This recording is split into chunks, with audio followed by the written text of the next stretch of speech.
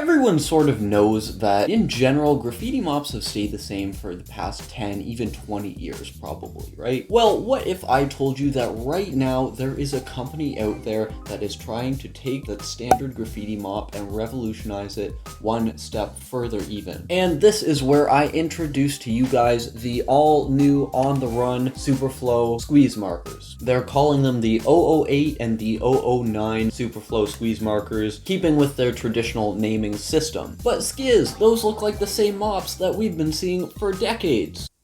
Okay, fair point, except for one subtle difference that I am going to be showcasing in a full surface tagging test for you guys today. And this is it. You see that? Yeah, the nibs are weird. So what's so special about them other than the fact that the nibs are blue? Well, I'll fill you in on all the important info that a graffiti writer is going to want to know about these mops, and then we'll head over to our surface testing area and actually test out these mops and see if they do revolutionize the graffiti mop in any way whatsoever. I did say OTR was trying to revolutionize the mop. I didn't say they were doing a good job of it. That remains to be seen.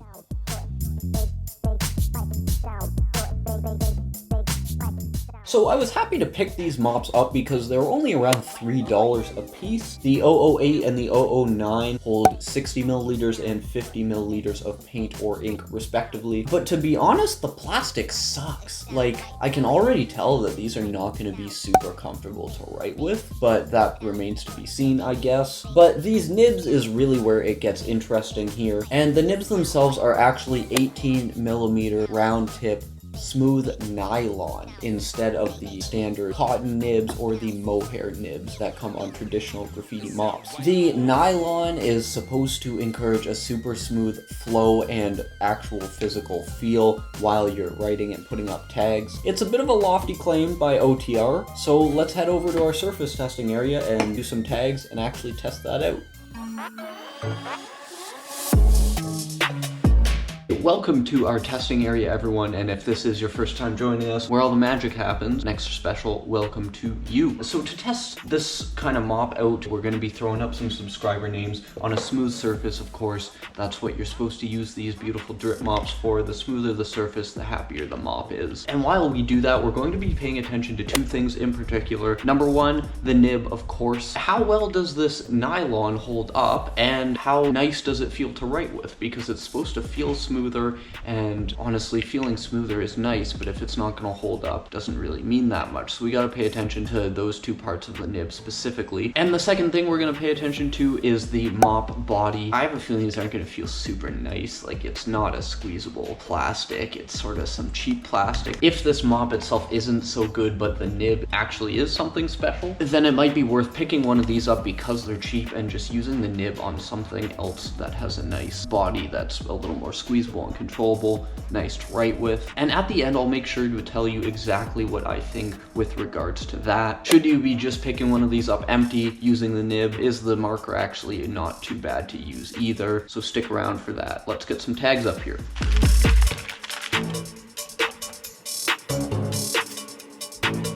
I guess one function that I always sort of dismiss about any mop is it is transparent, which makes it a lot easier to fill up. So I guess that's one good thing about the mop body, at least. Secondly, we're using the sole tip paint here. I don't use this regularly. It's not really a go-to paint for me, but since it is what is recommended for these mops, of course, we're going to use it. But the time has come. Let's get some names up here.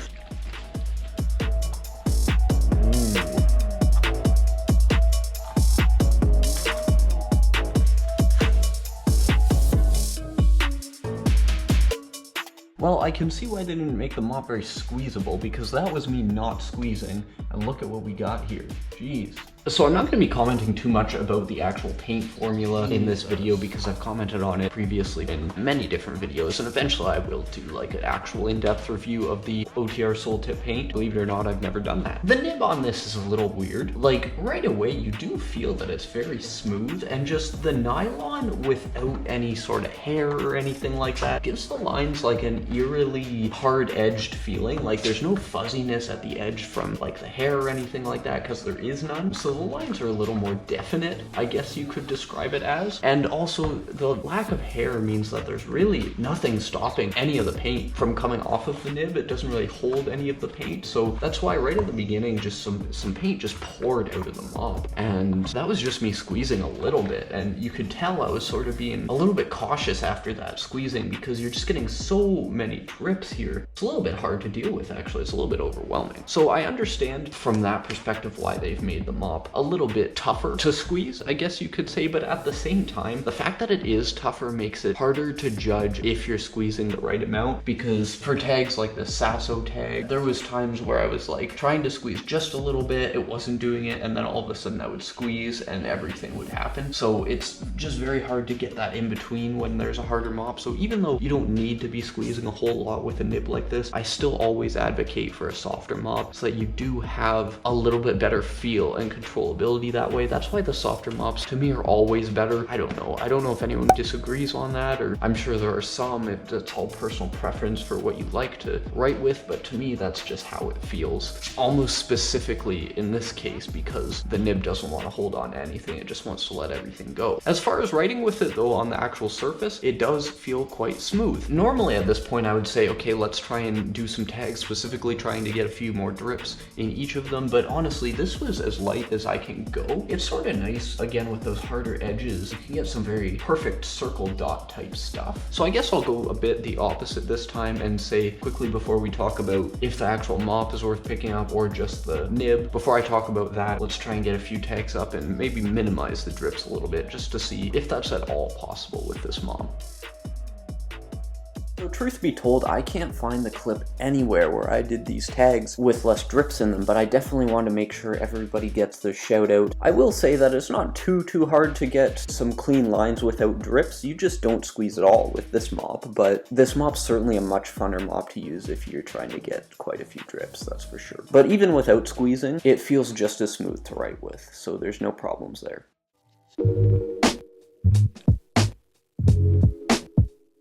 So what is the situation with the mop and the nib here? Well, to be honest, I was sort of prepared to say that the mop isn't anything special, and don't get me wrong, it isn't, but I can't just say not really to buy it for the mop, because it really does depend on what you're using in this mop, I think. The one thing you do need to know about these nibs is that more than anything, the nib does not prevent any flow. It's almost like you just have no layer of fabric, of nylon, cotton, or anything else on the nib. It's like when you've ground a nib down and you can just see the little press down bit in the middle of a nib. It's sort of like you're writing with that, just smoother. So the nib is not going to hold on to any paint for you. As far as actually writing with the nib, I wouldn't say this is anything too revolutionary. It does feel smooth, but not to a degree that you notice too much of a difference, to be honest. Where you are noticing the difference is just how quickly it does not hold on to the paint. That's the best way I can put it. So to be honest, you can use this mop, and it's a nice cheap mop to get. The nib is holding up just fine, writing on, you know, mostly smooth surface here. So it's not like it's gonna fall apart quickly. So you could buy this as a nice cheap mop with a good quality nib. It's obviously quite clean. It's functionally perfect. It doesn't leak in any spots or anything like that. I like this size because it's a little bit easier to carry in your pocket than the wider one here. It's a little more comfortable. But for my personal preference, I would still rather use this nib on a more squeezable mop. Not because you need to squeeze particularly hard with this nib, as I said before, but just because you have more of a range of controllability. There isn't so much difference in squeeze shoved into a very small amount of squeezing, if you know what I mean. I hope that makes sense. I think to all the writers it will. So I know that's not like the 100% most positive outlook I could give you on this mop, but as you guys know, I do try and keep these reviews 100% unbiased and accurate. So of course that's what I'm trying to do here again. I'd love to hear what kind of mops you guys have been trying out lately in the comments below. Let's share the knowledge around the graffiti community. And if you do want to check out some mops that I would recommend over the OTR Superflow